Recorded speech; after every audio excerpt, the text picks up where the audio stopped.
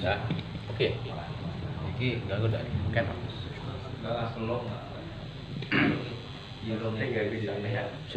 Assalamualaikum warahmatullahi wabarakatuh.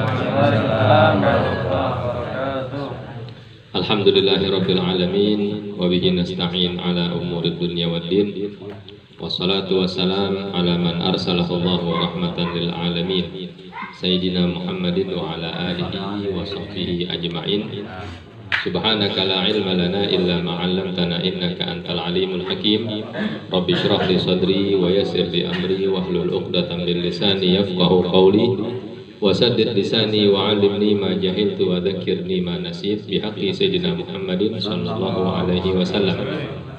Allahumma inna nas'aluka al-futuh wal munuh wa rusuh wa taubatan nasuh wa salahal jasad wa ruh amin ya rabbal alamin. Hadirin para jamaah yang dimuliakan Allah Subhanahu wa taala, yang sama kita hormati Bapak Ketua kita Bapak Yai Khatibul Umam beserta Ketua PC ya. Bapak PAC. Oh PC itu. PC satu sana. Kota Makmur. PAC. I'm sorry. PAC Pak Hadi dan segenap para sesepuh kita, orang tua kita yang hadir pada kesempatan kali ini. Tak lupa tuan rumah kita yang sudah banyak menyediakan hidangan yang begitu luar biasa. Alhamdulillah, syukur kepada Allah Subhanahu wa taala yang pada malam hari ini masih memberikan kita nikmat yang tidak ada batasnya, yang tidak terhingga. Karena itu kita ucapkan alhamdulillah. Kemudian kita ucapkan Allahumma sholli ala sayyidina Muhammad wa ala ali sayyidina Muhammad sebagai bentuk selawat kita kepada baginda Nabi sallallahu alaihi wasallam. Mudah-mudahan semua dosa-dosa kita diampuni oleh Allah Subhanahu wa taala. Mudah-mudahan semua hajat kita pun dikabul oleh Allah Subhanahu wa taala. Amin ya rabbal alamin. Para hadirin yang dimuliakan Allah Subhanahu wa taala, nah, mari kita lanjutkan kajian syarah dari Ratibul Haddad. Namun pada kesempatan kali ini ada beberapa tambahan. Artinya porsi penjelasan tentang Ratibul Haddad itu mungkin hanya sekian persen, dan selebihnya itu akan diisi dengan beberapa keterangan yang saya rasa penting untuk disampaikan. Taib, pada pertemuan yang lalu kita sudah mendengar keterangan tentang makna atau tafsir dari ayatul kursi, baru dari kalimat yang pertama. Ya, kita kemarin sudah tahu bahwa kalimat Allahu la ilaha illa huwal hayyul qayyum itu sudah kita jelaskan. Artinya Allah Subhanahu wa taala ingin mengajarkan kepada kita satu ajaran penting, yaitu tentang ketauhidan. Kita ingin diberitahu oleh Allah Ta'ala.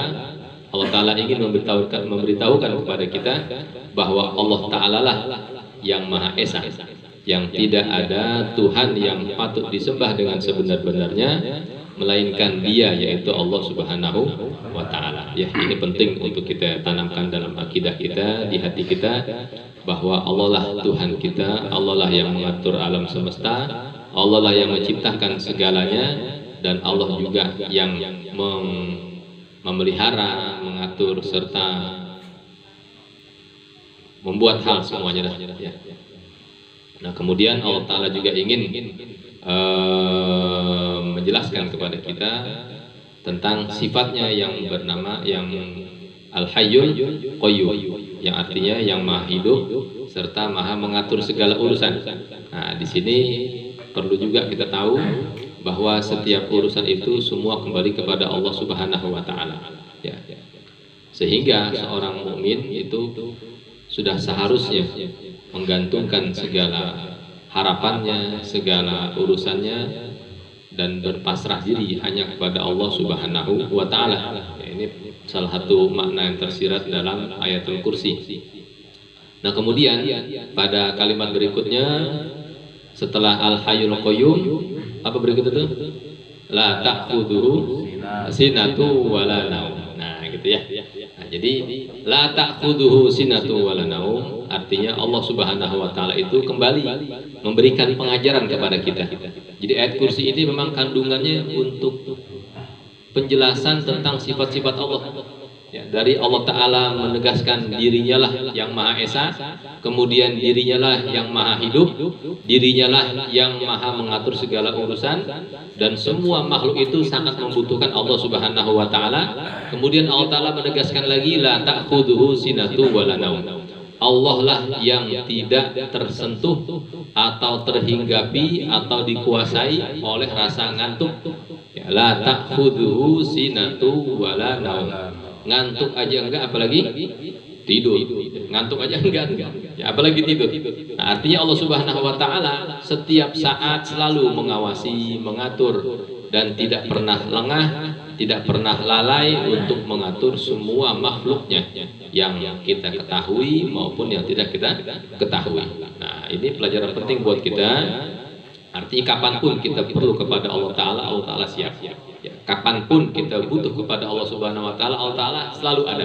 Nah, sehingga tidak patut bagi seorang muslim menunda-nunda melakukan kebaikan, menunda-nunda berdoa kepada Allah Subhanahu wa Ta'ala, karena Allah Ta'ala itu setiap saat ada, tidak hilang meskipun hanya satu waktu ya. Meskipun hanya satu waktu, apa sedetik, apa kurang dari sedetik, nah Allah Ta'ala tidaklah hilang pada waktu itu ya. Ini pelajaran penting buat kita semua. Nah, terakhir berkaitan dengan syarah Ratibul Hadat ini, yaitu kalimat berikutnya apa tuh? La ta'khudhuhu sinatu wa la naum. Lahu ma fis samawati wa ma fil ardh. Lahu miliknya lah. Semua ma fis samawat, apa yang ada di langit. Yang langit pertama, langit kedua, sampai langit yang paling ujung, semuanya itu milik Allah Subhanahu wa Ta'ala dan tunduk kepada Allah Subhanahu wa Ta'ala. Begitu juga yang ada di bumi, sama, semuanya itu tunduk kepada Allah Subhanahu wa Ta'ala. Tidak ada yang bisa menentang kehendak dan perintah dari Allah ya. Jadi pelajaran buat kita bahwa semua makhluk itu tunduk kepada Allah Ta'ala.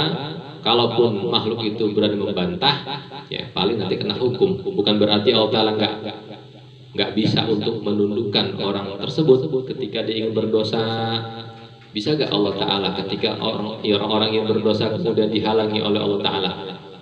Bisa Pak ya. Allah Ta'ala maha mampu. Ada orang yang berbuat dosa, Allah Ta'ala nggak kepengen ini berbuat dosa, bisa Allah Ta'ala halau. Nah, seperti contoh dalam kisah Nabi Allah Yusuf alaihi salam. Pada waktu itu sudah hampir terjadi ya, dalam surah Yusuf itu sudah hampir terjadi bahwa beliau dikejar-kejar oleh Zulaikha. Ya udah dikejar-kejar, hampir kejadian lah pokoknya.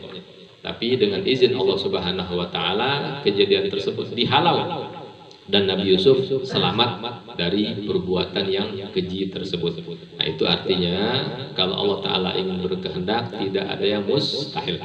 Nah, ini pelajaran penting buat kita semua. Ya, jadi mungkin itu aja tuh tentang sifat-sifat Allah yang terkandung dalam ayatul kursi, dan insya Allah kita sambung lagi pada pertemuan berikutnya. Nah, itu baru syarahnya tuh. Sekarang saya ingin nyampein sesuatu yang agak penting. Nah, tadi ada permintaan dari salah seorang jamaah kita, minta agar dijelaskan manfaat dari yang pertama ruqyah, yang kedua hijamah atau apa hijamahnya? Bekam atau gurah gitu ya. Yang pengobatan-pengobatan ala baginda Nabi Shallallahu alaihi wasallam, minta tolong dijelaskan singkat aja. Baik, karena itu permintaan dari salah seorang jamaah kita. Mudah-mudahan bermanfaat keterangan ini. Nah, para hadirin sekalian, pertama harus kita yakini bahwa setiap yang diajarkan oleh baginda Nabi pasti mengandung kemanfaatan. Ya gitu ya. Nah, tidak mungkin baginda Nabi mengajarkan sesuatu yang jelek, yang sia-sia nggak mungkin, yang tidak bermanfaat nggak mungkin. Pasti baginda Nabi mengajarkan sesuatu yang sangat bermanfaat. Dan setiap ajaran Nabi Muhammad SAW itu adalah ajaran yang paling istimewa. Karena beliau adalah makhluk yang paling istimewa. Ya, beliau makhluk yang paling istimewa, makhluk yang paling luar biasa. Al-Quran yang diturunkan kepada beliau pun adalah kitab suci yang paling istimewa. Umatnya juga umat yang paling istimewa, meskipun bentuknya begini-begini. ya model-model bentuknya kan, tapi meskipun begini-begini ini makhluk-makhluk istimewa juga dibanding dengan umat-umat yang lainnya. Nah, karena itu satu di antara ajaran baginda Nabi SAW yang beliau ketika Isra dan Mi'raj, beliau diperintahkan oleh para malaikat. Tentu para malaikat ini diperintahkan juga oleh Allah Subhanahu wa Ta'ala, memerintahkan agar baginda Nabi itu selalu berhijamah. Hijamah itu arti berbekam ya. Nah, bekam itu artinya mengeluarkan darah kotor dalam tubuh kita. Dan itu oleh dunia medis diakui Pak, merupakan sebuah keajaiban. Keajaiban yang mereka itu belum pernah terpikir mengobati suatu penyakit dengan mengeluarkan darah. Nah, darah yang kotor dikeluarkan sehingga penyakit-penyakit pun ikut keluar bersama keluarnya darah. Nah, itu namanya hijamah Pak. Nah, yang kedua, apa yang beliau ajarkan juga, memasukkan cairan obat ke dalam hidung. Kalau bahasa kita apa namanya itu? Gurah. Nah, itu ada dalam hadis ternyata tuh. Nah, hadisnya di kitab namanya Mishkatul Masabih, dalam syarahnya namanya tunggu saya lihat nih aneh referensinya. Dulu saya baca kitab Mishkat ini di Bogor waktu kami belajar dengan Syekh Nurdin Barbu. Nah, beliau dalam kitab tersebut ya ada keterangan bunyi begini.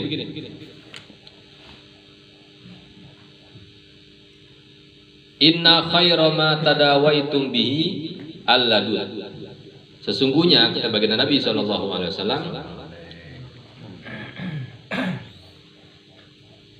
cara yang terbaik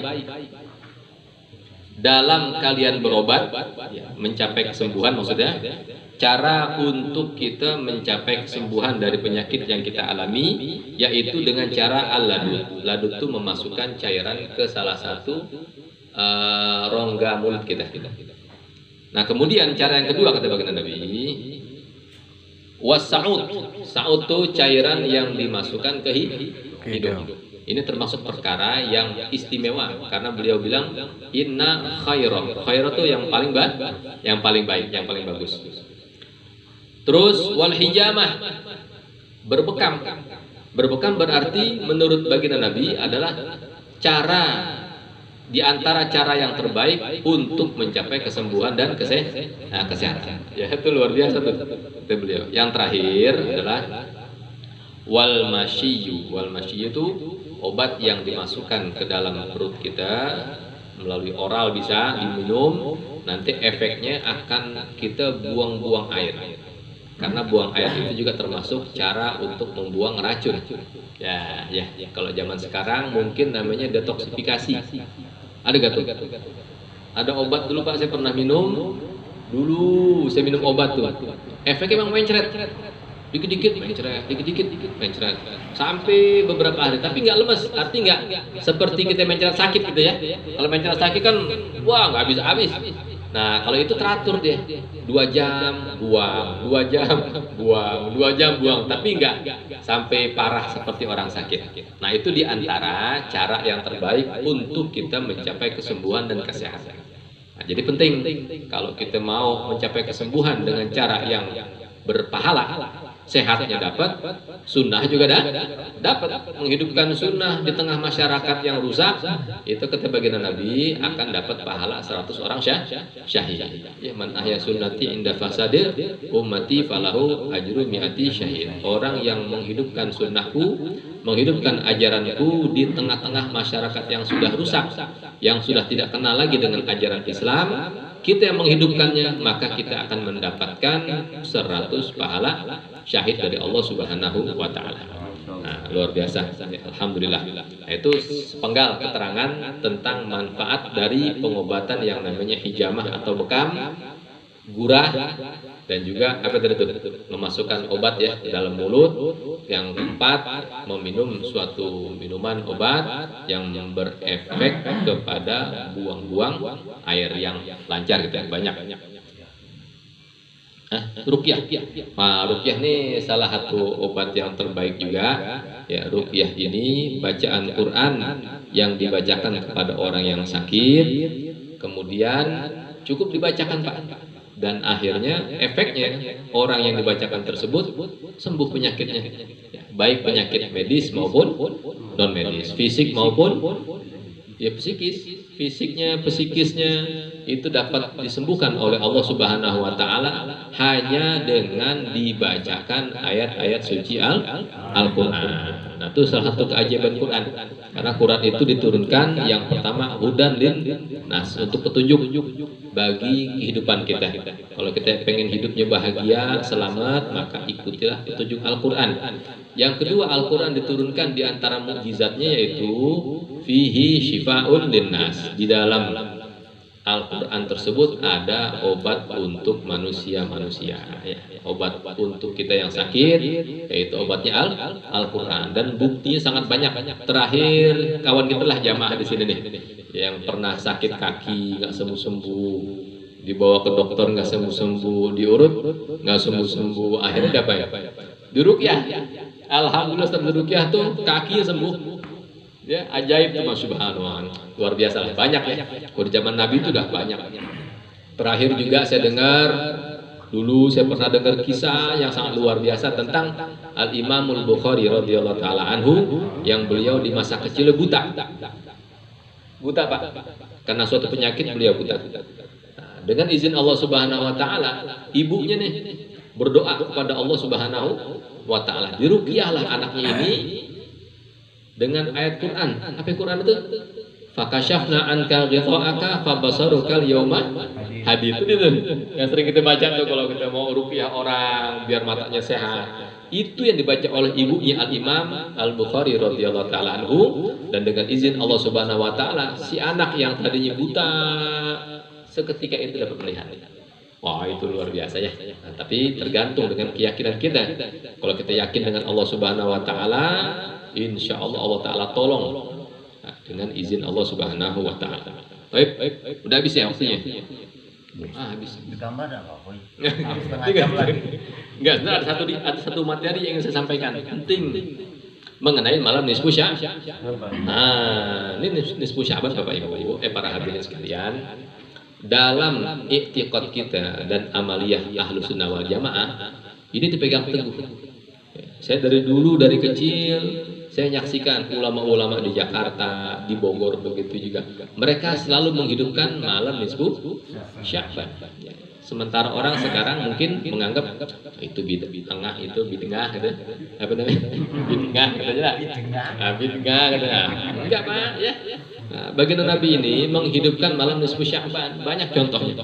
Nah, makanya saya mau bacakan sebuah riwayat hadis di sini. Ini memang kutipan dari Syekh Al-Habib Muhammad bin Alwi Al-Maliki yang di Mekah.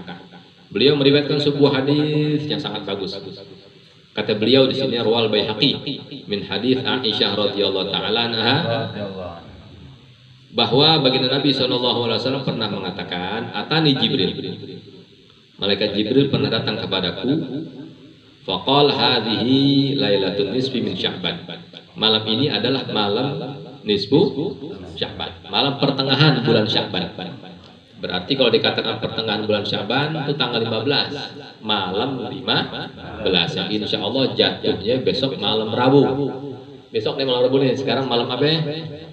Malam Sabtu, malam Ahad, Senin, Selasa, malam Rabu. Ya, entah tanggal berapa tuh, 8 atau 7 tuh? Tanggal 15. Ya, betul. Ya, tanggal 7 malam 8. Nah, kemudian kata baginda Nabi, fiha utaqa'u minan nar, walillahi fiha utaqa'u minan nar. Dan Allah Ta'ala pada malam tersebut akan membebaskan manusia-manusia dan jin yang sudah terdaftar namanya di neraka. Namanya udah ada di neraka.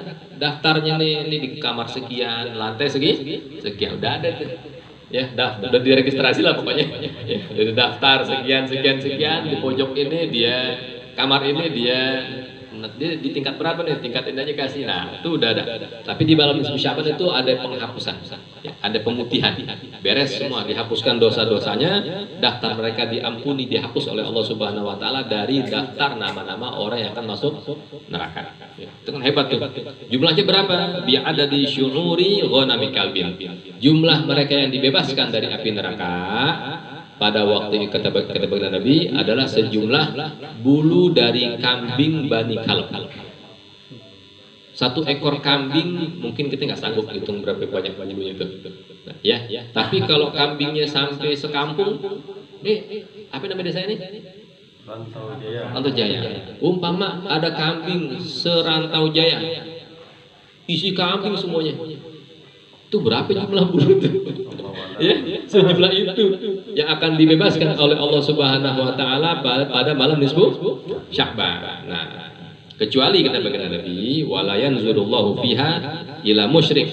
Nah, pengecualian kata baginda Nabi, di malam itu Allah taala tidak akan memandang orang yang menyekutukan Allah, yang menduakan Allah Subhanahu wa taala. Wala ila musyahin, orang yang masih bermusuhan dengan saudaranya, orang yang masih menyimpan dendam, orang yang masih membenci saudaranya, itu tidak dihiraukan oleh Allah Subhanahu wa taala. Artinya enggak dianggap maksudnya enggak dipandang gitu ya. Gimana enggak dipandang tuh? Enggak dapat jatah. Nah, orang dapat jatah ampunan, dia nggak dapat jatah. Naudzubillah. Wala ila qati'i rahimin, dan tidak juga Allah taala memandang kepada orang yang memutuskan tali silaturahim. Wala ila musbilin, dan Allah taala tidak akan memandang orang yang memanjangkan pakaiannya sampai melebihi mata kaki dengan syarat adanya kesombongan. Kalau kita kan manjangin celana di mata kaki kan bukan karena kesombongan, karena memang sudah kebiasaan di masyarakat, itu nggak jadi masalah ya. Kalau zaman dulu orang pakai baju sampai nyapu tanah, nah, itu menyatakan diri dia ini orang sangat kaya raya. Jadi bajunya, jubahnya nggak bisa sampai menyapu tanah tuh. Dan dia bangga gitu kan. Nah, itulah kesombongan yang akan menyeret dia ke neraka. Kemudian wala ila aqin liwalidayh. Wala ila aqil liwalidayh, dan tidak juga Allah taala memandang orang yang durhaka kepada orang tuanya. Wala ila mudmiri khamrin, dan tidak juga Allah taala memandang kepada orang yang masih meminum minuman keras. Nah, dari sini perlu kita perhatikan ya, nanti ketika kita akan memasuki malam nisfu Sya'ban, kalau bisa jangan sampai ada lagi kita punya kesalahan dengan manusia. Gitu Pak ya. Nah, kita upayakan minta maaf kepada orang. Sekarang lah kita minimal dari kita dulu nih, maafin orang dulu. Nanti baru kita minta maaf kepada orang lain. Kalau kita punya orang tua, minta maaf kepada orang tua. Kita punya istri, minta maaf kepada istri. Anak begitu juga. Nggak selamanya anak itu salah dengan orang tua. Kadang orang tua juga salah dengan anaknya. Gitu. Nah, kemudian itu penting buat kita sadari. Yang kedua yang saya sampaikan terakhir, poinnya terakhir, bahwa malam nisfu Sya'ban ini adalah malam di mana Allah taala ingin memberikan anugerah berupa ijabah doa. Terus apa lagi? Ijabah doa lah secara umumnya ya. Di malam nisfu Sya'ban ini Allah taala menawarkan kepada siapapun yang mau berdoa pasti akan diterima oleh Allah Subhanahu wa taala. Nah, jadi riwayatnya di sini panjang. Saya sebutin terjemahnya aja, nggak saya bacakan redaksi hadisnya secara penuh. Jadi baginda Nabi dilihat oleh istri beliau Sayyidatina Aisyah radhiyallahu taala anha sedang sholat di malam nisfu Sya'ban. Sujudnya lama banget sampai dikira nih baginda Nabi udah mati kali ya. Sujud saking lama. Kalau kita sujud sejam, orang udah curiga nih, orang sujud sejam nggak habis-habis. Ini udah mati kali ini. Nah, seperti itulah baginda Nabi sujud sampai mungkin 2 jam tuh. Kalau sujud 2 jam kan orang nyangka, ini orang tidur udah mati sih. Nah, akhirnya digoyang-goyang kakinya, jempolnya bergerak. Oh, masih hidup tuh. Nah, masih. Kemudian udah selesai, Nabi cerita, wahai Aisyah, ya, tahu gak kamu di malam apaan? Nah, ini adalah malam nisfu Sya'ban. Malam nisfu Sya'ban. Malam inilah Allah Ta'ala turun ke muka bumi sedari waktu maghrib. Jadi waktu maghrib itu waktu di mana Allah Ta'ala turun ke muka bumi, turun ke langit. Pertama, maaf ya, bukan turun ke muka bumi. Rahmat Allah Subhanahu wa taala turun ke langit pertama, dan Allah taala menyeru kepada siapapun yang ingin berdoa, maka Allah taala pasti akan mengijabah doanya. Siapa yang meminta ampun, pasti Allah taala akan ampuni. Siapa yang terkena bala bencana, ingin dilepaskan bencananya, maka Allah taala akan lepaskan bencananya. Siapa yang kepengen begini, Allah taala akan kasih apa yang diingini. Ya, ini malam yang sangat luar biasa. Jadi jangan sampai dilewatkan. Makanya guru-guru kita mengajarkan kalau maghrib kumpul di masjid, baca apa tuh? Yasin 3 kali, ada yang bawa air untuk diruqyah, didoakan. Itu memang malam istimewa, Pak. Ya, malam sangat istimewa. Sehingga nanti jangan sampai kita melewatkan. Kita ajak berbondong-bondong kerabat kita, anak kita, keluarga kita, semualah kita ajak ke masjid. Kita hidupkan malam nisfu Sya'ban itu dengan berbagai macam ibadah. Minimal di malam nisfu Sya'ban itu kita sholat berjamaah, maghrib berjamaah, isya berjamaah, kemudian subuh pun berjamaah. Dan jangan lupa berdoa dengan sungguh-sungguh, memohon kepada Allah Subhanahu wa taala, karena Allah taala sudah berjanji di malam itu doa tidak akan ditolak oleh Allah. Taib, mungkin ini aja yang dapat saya sampaikan. Ya, mudah-mudahan ada bermanfaat. Agak lama, mohon maaf ya, sampai setengah jam. Nah, biasanya kan cuma 15 menit, 10 menit udah selesai. Ini berlebih karena mungkin sekarang juga penutupan besok kita libur. Ya, malam bulan depan kita libur. Insya Allah kita sambung lagi setelah bulan Syawal. Taib, para hadirin sekalian, terima kasih atas segala perhatiannya. Mohon maaf kalau agak panjang, agak membosankan. Saya mohon dibukakan pintu maaf yang seluas-luasnya. Sekian dari saya. Wassalamualaikum warahmatullahi wabarakatuh. Waalaikumsalam warahmatullahi wabarakatuh.